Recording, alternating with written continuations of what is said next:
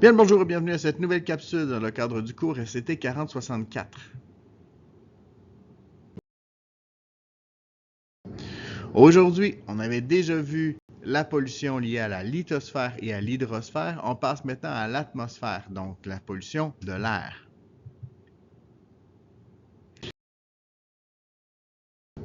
Donc, au niveau de nos sources pour la pollution de l'atmosphère, on a modifié un peu nos catégories.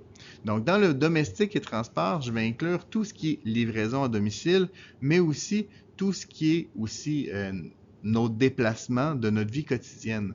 Donc, qui vont évidemment émettre une certaine quantité de pollution. Dans le domestique aussi, on peut parler du chauffage qui va aussi émettre certains contaminants. Donc, au niveau des agents responsables, on va parler évidemment du dioxyde de carbone qui est lié beaucoup au transport, mais aussi à la combustion de gaz naturel pour notre chauffage et la combustion du bois aussi pour notre chauffage. Au niveau des particules fines en suspension, ici, on va principalement parler du chauffage au bois et des feux de foyer, donc qui vont émettre des particules fines en suspension dans l'air.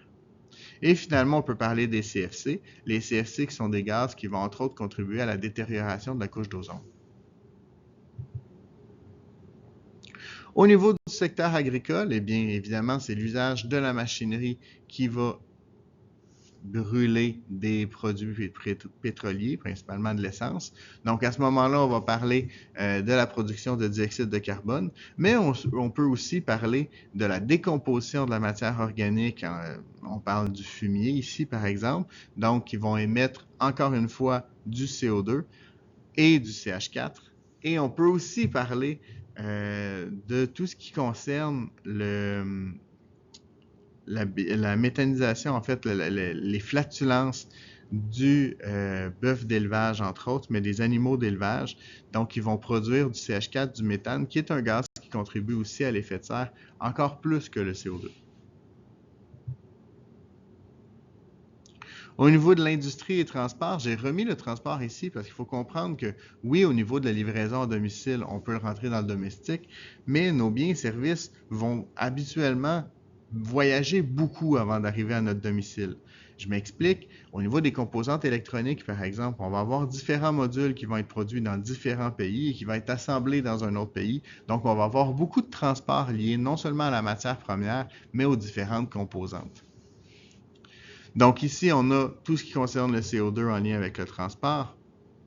On peut avoir aussi des particules fines en suspension, même si je ne l'ai pas indiqué. En fait, il y a différentes lois qui protègent l'environnement par rapport aux particules fines, mais on a quand même des particules fines qui vont être émises par le milieu industriel. On a de la production d'ozone aussi, et là, il faut comprendre que l'ozone, en haute atmosphère, elle nous est utile. La couche d'ozone est une très grande nécessité. Mais en basse atmosphère, lorsqu'elle est émise par les industries, à ce moment-là, elle est plus nuisible que d'autres choses. Donc, on va le rentrer également dans les agents responsables. Ensuite, on a tout ce qui concerne les NOx, SO2 et compagnie, qui vont contribuer entre autres aux pluies acides, qui sont émis par les industries, et les industries vont également produire des CFC. Au niveau des conséquences, évidemment, le dioxyde de carbone va être un gaz qui va contribuer à l'effet de serre, tout comme le CH4, comme j'en ai parlé plus tôt plutôt. Donc, ça va contribuer en fait au réchauffement climatique. Au niveau des particules fines en suspension, ils vont se déposer au sol via les pluies, donc ça peut potentiellement contaminer les sols et ça va aussi contribuer au smog. Au niveau des NOx et SO2, à ce moment-là, ce sont des gaz qui vont produire en haute atmosphère, en réagissant avec l'eau, des pluies acides, et donc ça va contribuer à l'acidification des pluies. En ce qui concerne autant les poussières que la pluie acide, ça contribue à la contamination des sols et des eaux, comme on l'a vu dans les deux capsules précédentes, et donc ça va avoir un impact sur la vie, en fait, qui est liée à ces sols-là et à ces eaux-là. J'en ai parlé brièvement, là, j'en parle un petit peu plus. Donc, tout ce qui est l'ozone et tout ce qui est les particules fines en suspension contribue au smog, dont je vais parler un petit peu plus tard dans cette vidéo, qui va avoir évidemment un effet sur la vie. Et au niveau du CFC, eh bien, j'en ai parlé aussi, c'est un gaz qui contribue à l'amincissement de la couche d'ozone.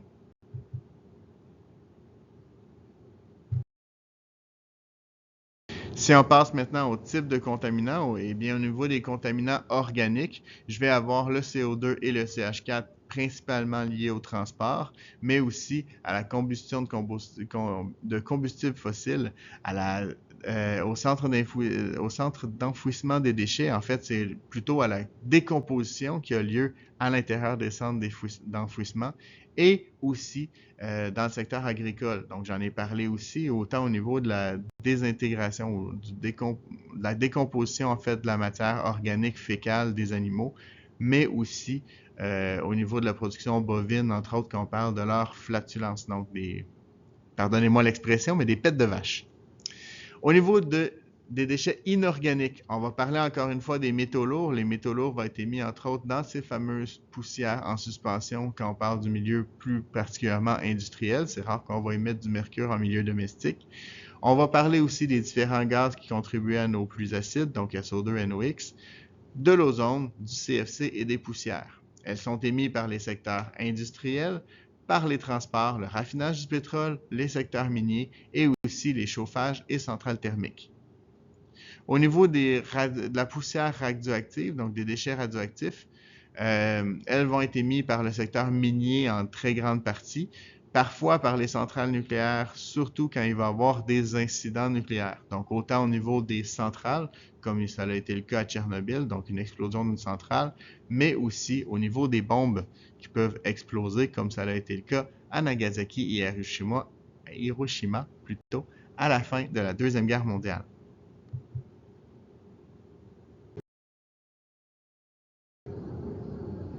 Au niveau des conséquences, eh bien, on va avoir évidemment l'acidification des pluies liées à la présence de SO2 et NOx.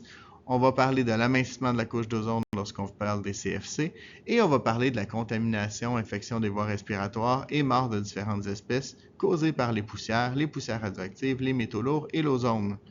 Évidemment, encore une fois, on parle de l'ozone en basse altitude. Donc, il y a des pratiques qui sont particulièrement dommageables pour l'environnement et particulièrement pour la pollution atmosphérique. Et la première dont je vais parler, c'est la combustion de bois traités et de bois couverts de peinture qui peut avoir un danger au niveau des émissions de gaz potentiellement dangereux pour la santé. Ensuite, on parle de la combustion de matières résiduelles. Donc, on parle de plastique, styromousse dans des foyers extérieurs. Donc là, vous pouvez penser à toutes les émissions que vous auriez pu faire en camping lorsque vous jetez des contenants, des sacs de chips ou des choses comme ça dans le feu. À ce moment-là, il peut y avoir une émission de particules fines et une émission aussi de gaz potentiellement dangereux pour l'environnement. Finalement, on a aussi la combustion de bois dans des poêles à combustion lente avec trop peu d'admission d'air. Donc, en fait, si on ne donne pas assez d'oxygène à notre feu et qu'on limite trop la quantité d'oxygène qui rentre à l'intérieur de notre poêle, eh bien, on va avoir une production de monoxyde de carbone plutôt que de produire du dioxyde de carbone, qui est un gaz potentiellement nocif également, non seulement pour l'environnement, mais aussi précisément pour la santé des gens qui sont à l'intérieur de la maison autour du poêle à combustion lente. Dit que je reviendrai sur le principe du smog. En fait, ici, on va expliquer comment ce système-là fonctionne. Donc, en fait, l'idée, c'est que l'air froid est plus lourd que l'air chaud. Il a tendance à descendre vers le sol et il va se former à ce moment-là une zone de haute pression au niveau du sol, dans une région donnée. Et cette zone de haute pression-là s'appelle un anticyclone. L'anticyclone n'est pas dangereux en soi, ce qui veut dire que régulièrement, on va vivre à des moments où est-ce qu'on a des anticyclones et ce moment-là, ben, c'est agréable parce que ça amène du beau temps. Donc, c'est une bonne chose. Par contre, dans un anticyclone, l'air froid est donc rabattu au sol et avec lui, l'humidité qui s'y trouve. Donc, il n'y aura pas de la formation de nuages et le ciel va être généralement dégagé. Jusqu'à maintenant, il n'y a pas de problème, c'est le fun en fait.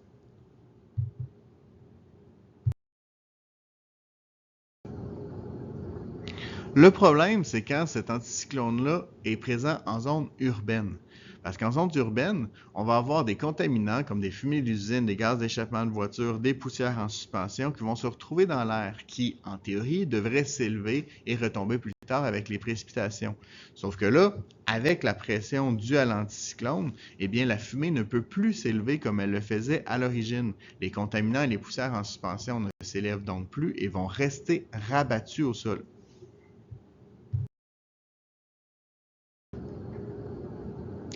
Les contaminants vont donc s'accumuler et former une espèce de dôme autour des centres urbains. Ce phénomène-là, ça s'appelle le smog. Et ça cause non seulement une perte de visibilité qui est un peu dommage, mais aussi ça va causer des problèmes respiratoires et de l'asthme chez certains individus. On va les retrouver, comme je le disais, plus précisément autour des grands centres urbains comme Montréal ou Québec, mais encore plus dans les mégapoles comme Beijing, Los Angeles ou la ville de New York.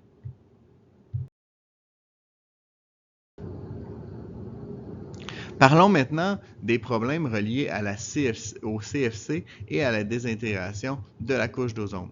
Donc, dans le fond, l'idée ici, c'est que dans le cycle normal, les rayons UV vont être absorbés par l'ozone. Et sous l'effet des rayons UV, l'ozone va libérer un oxygène libre. Les rayons UV sont absorbés par le dihydrogène, ce qui forme deux oxygènes libres et une molécule de dioxygène se lie à un oxygène libre pour reformer de l'ozone.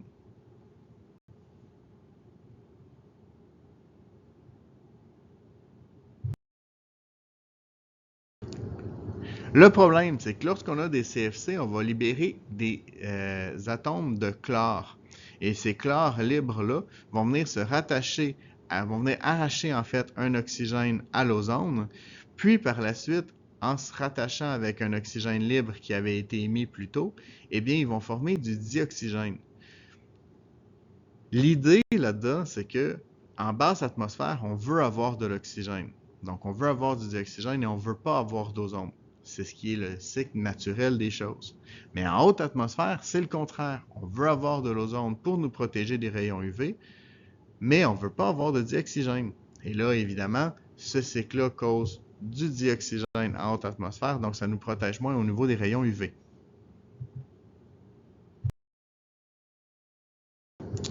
Si on parle maintenant des pluies acides, le principe, c'est que des usines vont produire différents gaz, comme des SO2 et des NOx, et c'est en réagissant avec l'eau et l'oxygène qui sont présents dans l'atmosphère que je vais avoir une production de HNO2, de HNO3, ce qui consiste en de l'acide nitrique, grosso modo, et je vais avoir de la production au niveau des SO2, ça va être une production de H2SO4 qui est carrément de l'acide sulfurique. Évidemment, les concentrations sont plus basses que l'acide sulfurique qu'on va voir dans les films, par exemple, mais ça reste de l'acide sulfurique.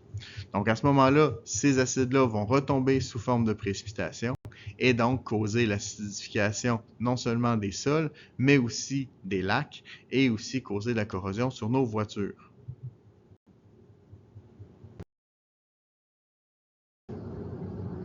Étudions maintenant comment cette pollution-là va se déplacer à l'intérieur de l'atmosphère et pour ça, il faut comprendre le principe des vents dominants. Donc, près de l'équateur, l'air est plus chaud évidemment et donc va s'élever dans l'atmosphère, ce qui va créer une zone de dépression. Et qui dit dépression dit humidité qui se condense et donc qui va former de fortes pluies. Si vous remarquez bien, au niveau des forêts tropicales, vous allez vous rendre compte que justement autour de cet équateur-là, on va retrouver des zones où est-ce que c'est particulièrement humide et on parle ici des forêts tropicales au niveau de la planète. Maintenant, cet air plus sec-là va retomber, entre guillemets, autour du 30e parallèle. C'est des endroits où est-ce qu'on va trouver des zones de haute pression et donc c'est des endroits où est-ce qu'on va retrouver l'air chaud et sec qui retombe, ce qui va donner place en fait à de grands déserts. Et c'est ce qu'on retrouve au niveau du 30e parallèle, qu'il soit au nord ou au sud, ce seront les grands déserts de la planète.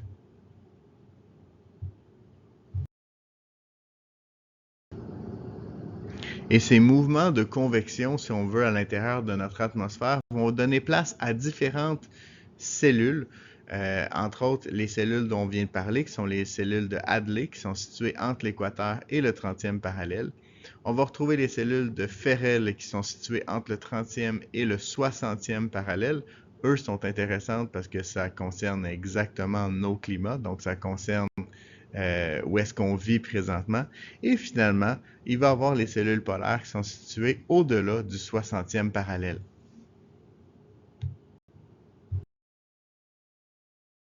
Les différentes cellules dont on vient de parler et la rotation de la Terre créent des courants de vent importants en haute atmosphère qu'on appelle les courants jets au 30e et 60e parallèle. Ce sont des courants qui sont particulièrement importants au niveau de l'aviation, puisque les avions vont utiliser ces courants jets pour pouvoir, évidemment, consommer moins de carburant pour leur déplacement. Maintenant, voyons comment la rotation de la Terre va avoir un impact sur le sens des vents. Donc, si on lance une balle à Jean, on voit que la trajectoire est rectiligne. Par contre, si on lance la balle à Jean et qu'on fait tourner la table, on va se rendre compte à ce moment-là que la balle dévie vers Benjamin. Et donc, cette déviation-là est directement liée à la rotation de la table. Bien, cet effet-là s'appelle l'effet Coriolis et elle va avoir un gros impact sur le sens des vents partout à travers la planète.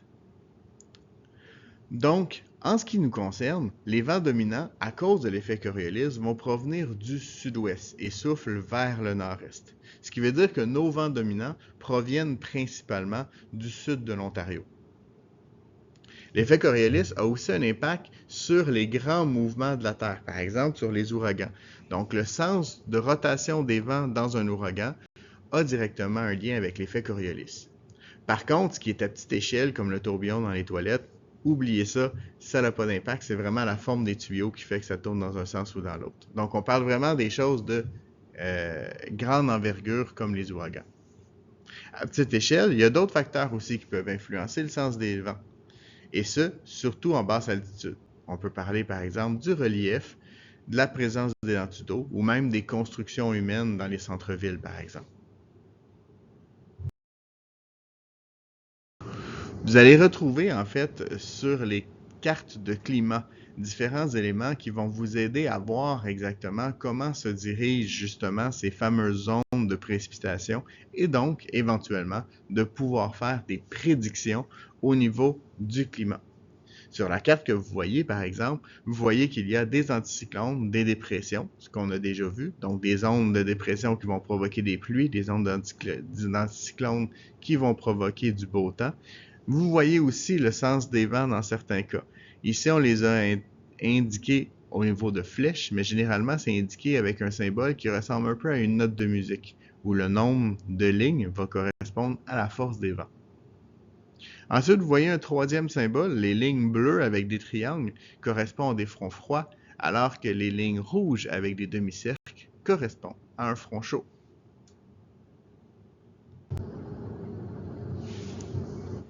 C'est ce qui met fin à cette capsule, j'espère qu'elle vous a plu. Vous êtes maintenant les experts, à vous de surpasser le maître.